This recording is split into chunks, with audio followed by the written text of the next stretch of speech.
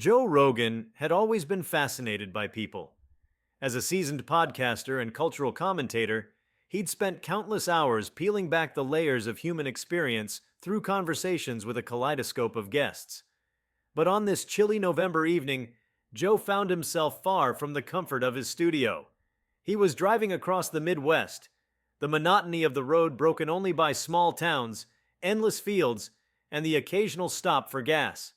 It was during one of these stops that he would encounter a moment that would leave an indelible mark on him. Before we start, hit the like and subscribe buttons for more exclusive news. The gas station was unremarkable, a boxy structure with flickering neon lights and a cracked parking lot.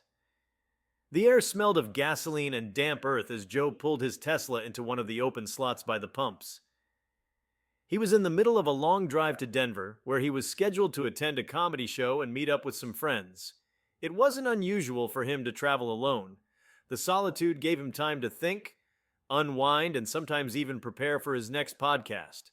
Stepping out of his car, he stretched his legs and glanced around. The gas station seemed to be running on minimal staff. If there were more employees, they were tucked away inside. But one figure stood out against the backdrop of fluorescent lighting. A young woman, visibly pregnant, was hauling a large garbage bag to the dumpster at the far edge of the lot. She wore a loose-fitting uniform that seemed too thin for the cold, her movements slow and deliberate as she struggled with the weight of the bag. Joe paused, his hand resting on the nozzle of the pump. He watched as she heaved the bag into the dumpster, wincing slightly as if the effort had caused her some discomfort. She was backlit by the harsh glow of a nearby lamppost, her face partially obscured by a cascade of dark hair that fell loose from her ponytail. Something about the scene tugged at him, not pity, but a deep curiosity mixed with a sense of admiration. When she straightened up, Joe noticed the way she placed a hand on her lower back, the universal gesture of an expectant mother, dealing with the strain of carrying a child. She couldn't have been more than in her early 20s, and yet here she was, working a physically demanding job late at night.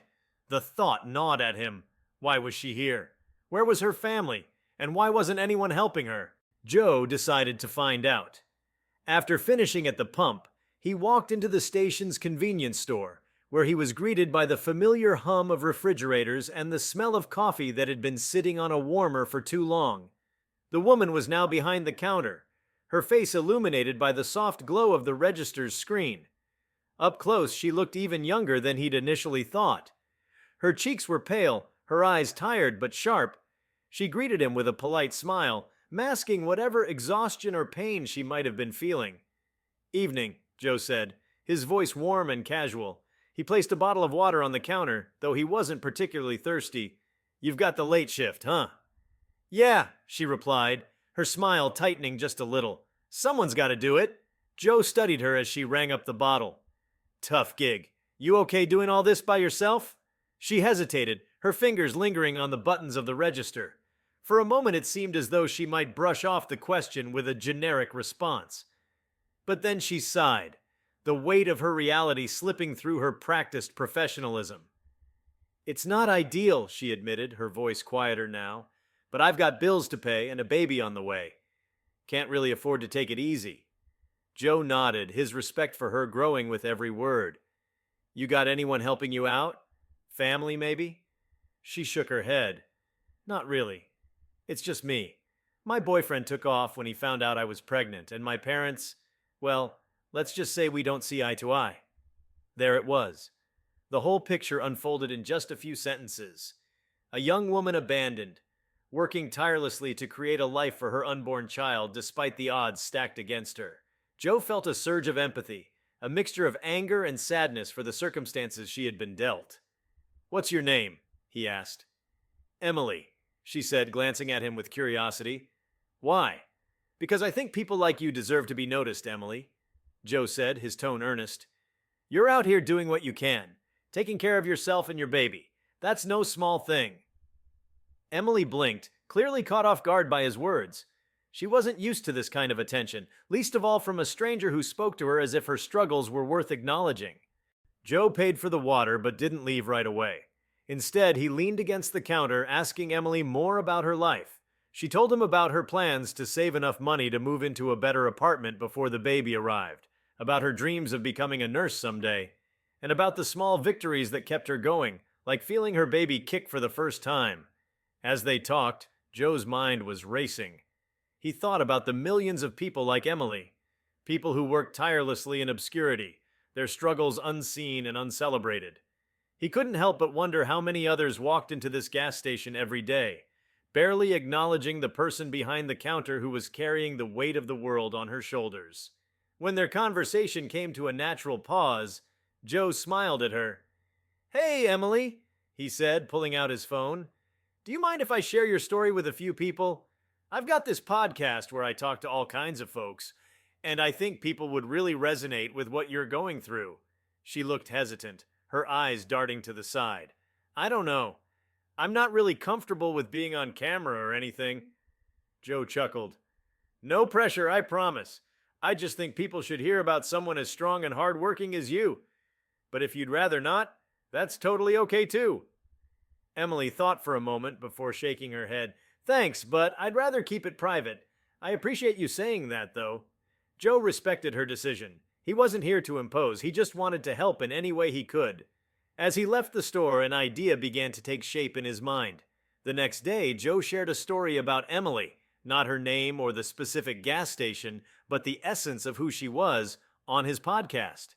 He spoke about the importance of acknowledging the unseen struggles of everyday people, about the courage it takes to keep going when life seems impossibly hard.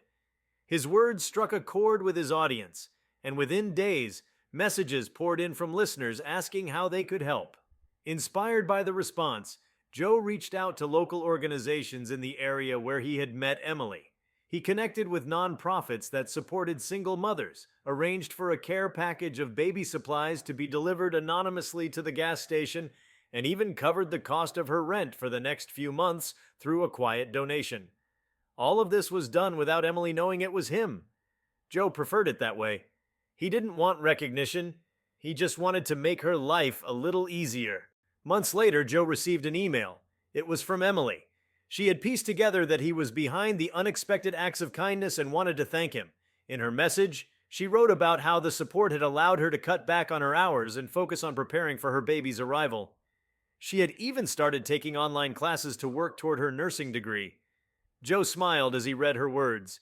He thought about how small gestures could ripple outward, creating change in ways that were often invisible but deeply impactful. Meeting Emily had reminded him of something profound. Everyone has a story, and sometimes all it takes is one person noticing to make a difference. Joe stared at the email from Emily, her words alive with gratitude and hope. It had been months since their brief encounter, yet her story had continued to linger in his thoughts. He reread her message several times, each sentence cementing his belief in the power of small, intentional acts of kindness. Her resilience, her courage. It was a reminder of why he did what he did, amplifying voices, connecting people, and finding humanity in the most unexpected places. Later that evening, as he sat in his hotel room, Joe couldn't shake the feeling that Emily's story was more than a moment of inspiration. It was a call to action. For every Emily out there, there were countless others working quietly to survive, their dreams and struggles hidden in plain sight. Joe leaned back in his chair, the glow of his laptop screen casting long shadows on the walls. He began brainstorming ways to build on the impact he'd already made. He considered the nature of his podcast, The Joe Rogan Experience. While his guests ranged from scientists to comedians to athletes, he realized that some of the most compelling stories came from everyday people like Emily. People who didn't seek fame or recognition, but whose lives carried profound lessons. The idea began to take root. What if he dedicated a segment of his platform to showcasing individuals like her? He could give them a voice, highlight their struggles, and encourage his vast audience to step up and make a difference in their own communities. The next day, Joe reached out to his team. His producer, Jamie, was quick to support the idea. Together, they devised a plan to create a new series of episodes titled Everyday Heroes, where Joe would share the stories of ordinary people overcoming extraordinary challenges. These episodes wouldn't feature the typical celebrity interviews, but would instead focus on unsung heroes from all walks of life. Joe felt a surge of excitement. This wasn't just about storytelling, it was about fostering empathy, inspiring action, and reminding his audience of the interconnectedness of humanity. Joe didn't stop there. He began collaborating with organizations that specialized in community outreach and support for underprivileged individuals. He contacted charities that worked with single mothers, veterans, and low-income families, offering to use his platform to amplify their causes. In conversations with these groups, he stressed the importance of maintaining the dignity and privacy of those they helped. Joe was determined to shine a light on their struggles without turning them into spectacles.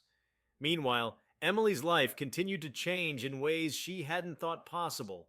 The anonymous donations and baby supplies had given her breathing room she hadn't known she needed. She had moved into a safer, more comfortable apartment closer to her job and had managed to cut back her hours. This allowed her to focus on her pregnancy and her studies, laying the foundation for a better future for both her and her unborn child.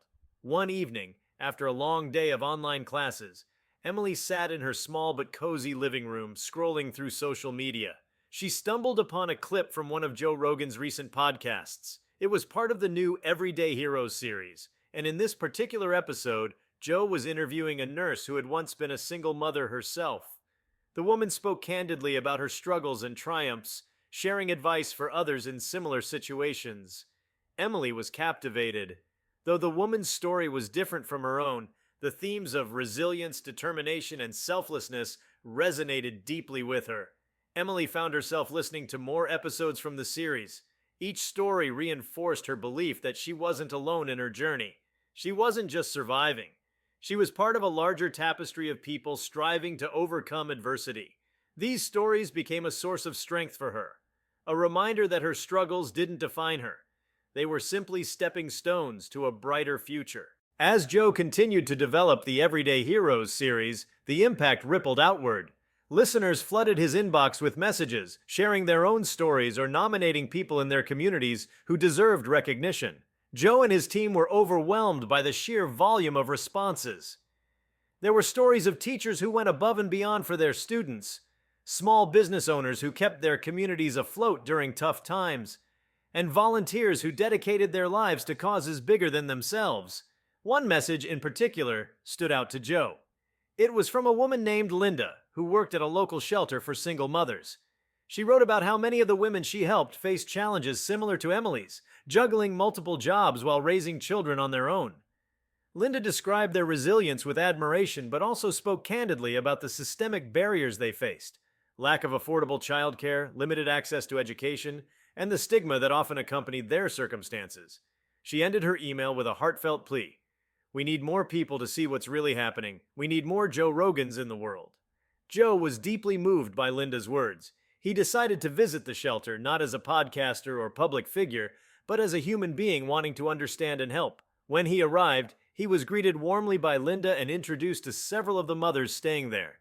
They shared their stories with him, each one as heartbreaking as it was inspiring. Joe listened intently, his presence a testament to the power of simply showing up. One of the women, a young mother named Teresa, told Joe about her dream of starting her own catering business. She had always loved cooking and saw it as a way to provide for her children while doing something she was passionate about. However, she lacked the resources to get started. Joe, who had connections in the food industry, offered to introduce her to a few people who might be able to help. Teresa was stunned by his generosity, her eyes filling with tears as she thanked him. The visit left Joe feeling both inspired and frustrated. He couldn't ignore the systemic issues that kept so many people trapped in cycles of poverty and hardship. He began using his platform to advocate for policy changes, speaking out about the need for affordable childcare, better access to education, and stronger support systems for single parents. While his audience didn't always agree with him, Joe welcomed the debate, believing that constructive conversations were the first step toward meaningful change. As the weeks turned into months, the impact of Joe's efforts became increasingly evident. The Everyday Heroes series grew in popularity, sparking a wave of community-driven initiatives among his listeners. Inspired by the stories they heard, people began organizing fundraisers, volunteering at shelters, and even starting their own projects to help those in need. Joe often highlighted these efforts on his podcast, creating a feedback loop of inspiration and action. Meanwhile, Emily gave birth to a healthy baby boy named Oliver. Holding him in her arms for the first time, she felt an overwhelming sense of purpose and love.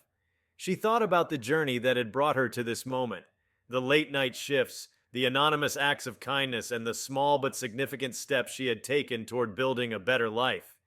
She vowed to give Oliver a childhood filled with opportunities and support, something she hadn't always had herself. Emily continued to pursue her nursing degree, finding strength in the stories she heard on Joe's podcast and the support of the community that had rallied around her. She often wondered what might have happened if Joe hadn't stopped at that gas station that night. His kindness had set off a chain reaction, one that had not only changed her life but also inspired countless others to act. Years later, Joe received another email from Emily. By then, she was a registered nurse working in a neonatal intensive care unit, caring for premature babies and their families.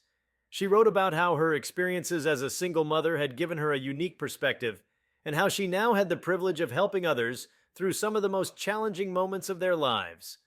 "You probably don't remember me," she wrote, "but you stopped at a gas station one night and talked to a pregnant woman who was hauling garbage bags to a dumpster.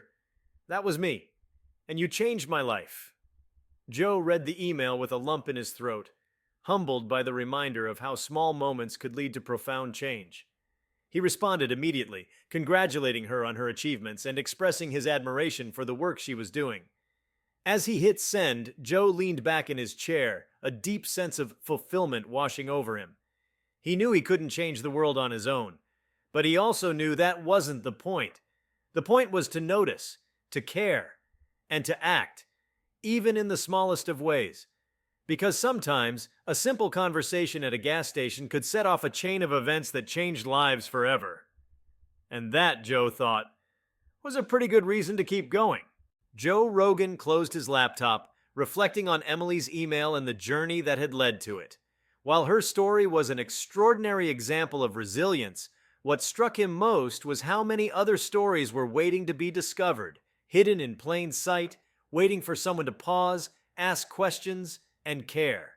The thought invigorated him, but it also pressed on him with a quiet weight. For all the good he'd done, there was still so much more to be accomplished.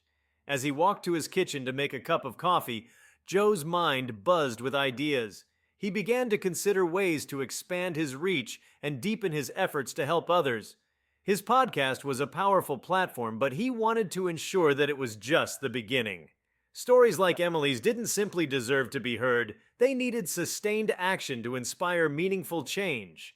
One idea took root, a foundation dedicated to helping unsung heroes and people in need. He imagined it as an extension of the work he'd begun with the Everyday Heroes podcast series. The foundation would offer direct assistance, amplify grassroots organizations, and connect individuals with resources to help them thrive. It wasn't about charity, Joe thought, it was about empowerment. People like Emily didn't need handouts, they needed opportunities. Joe called his team the next morning, pitching the idea with his characteristic enthusiasm.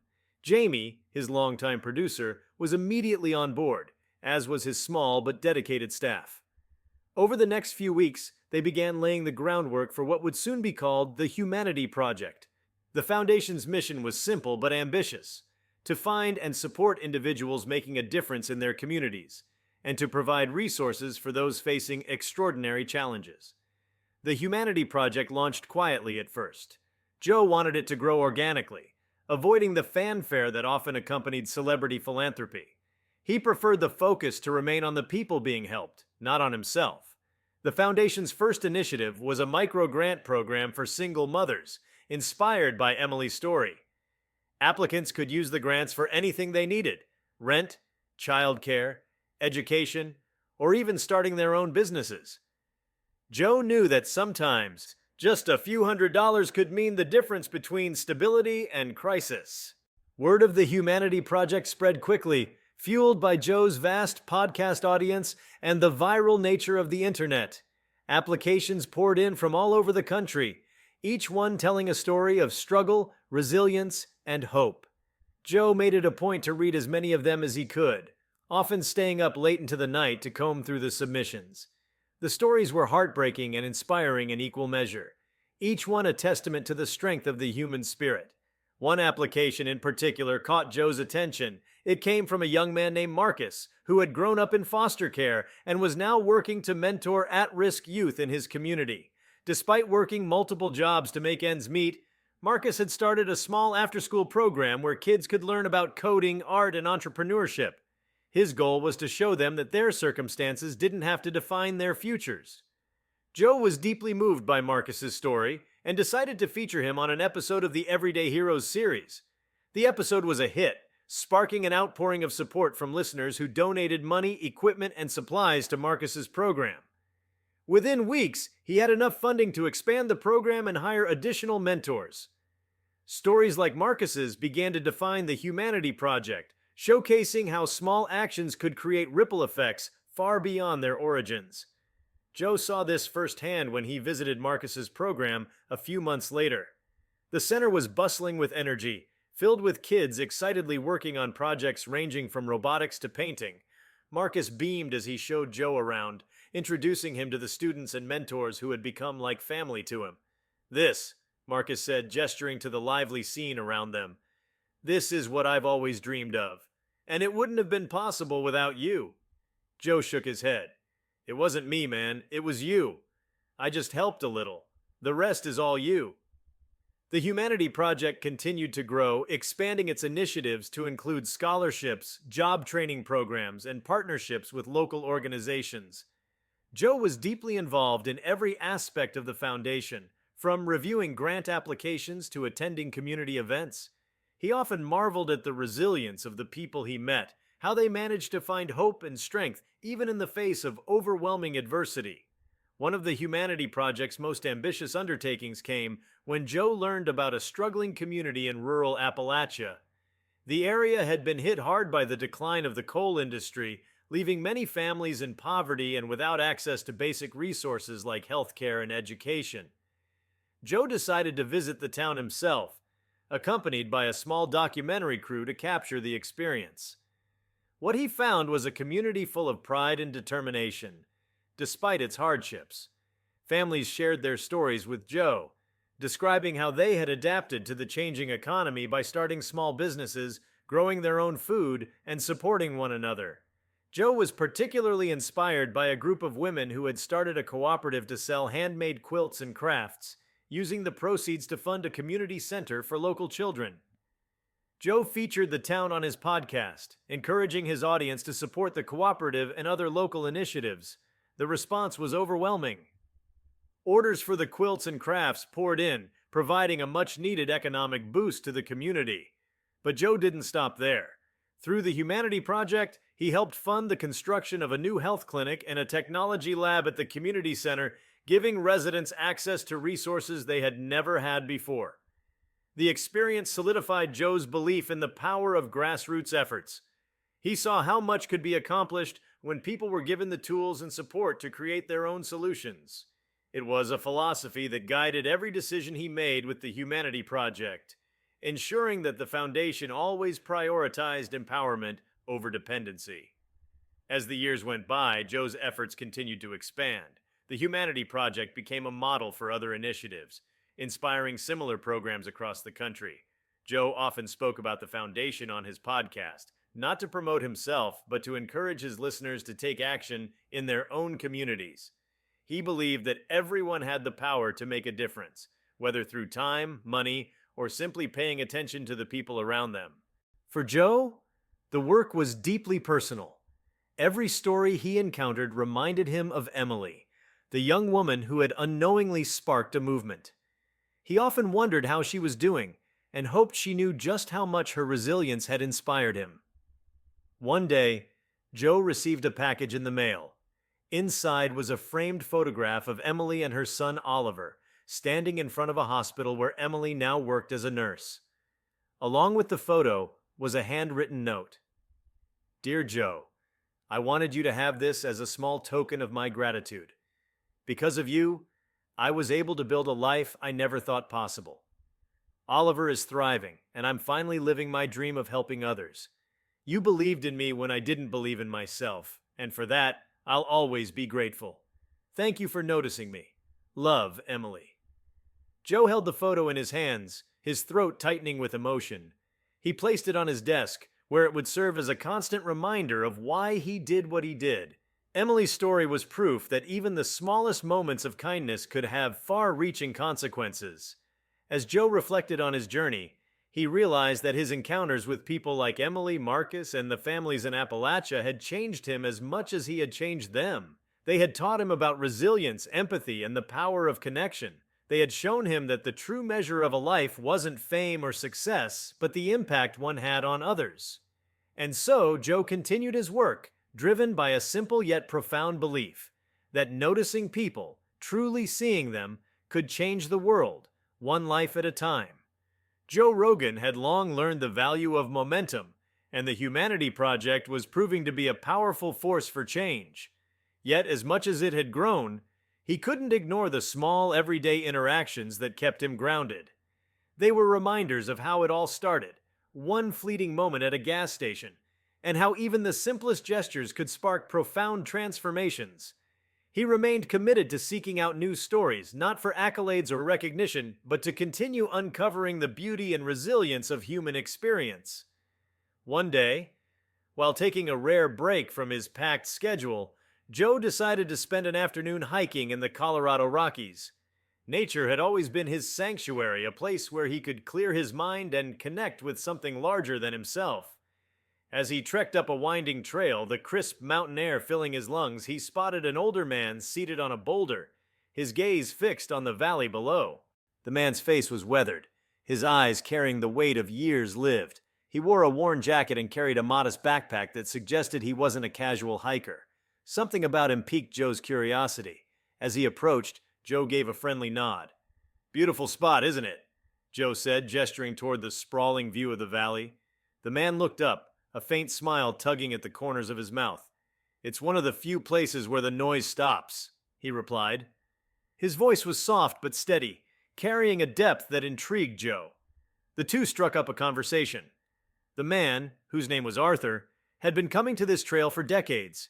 He spoke about how the mountains had been his refuge after losing his wife to cancer many years ago, and how they remained a place of solace and reflection. Arthur wasn't just a hiker, though. As Joe listened, he discovered that Arthur spent his retirement mentoring young people in the area, teaching them about nature conservation, survival skills, and the importance of preserving the environment.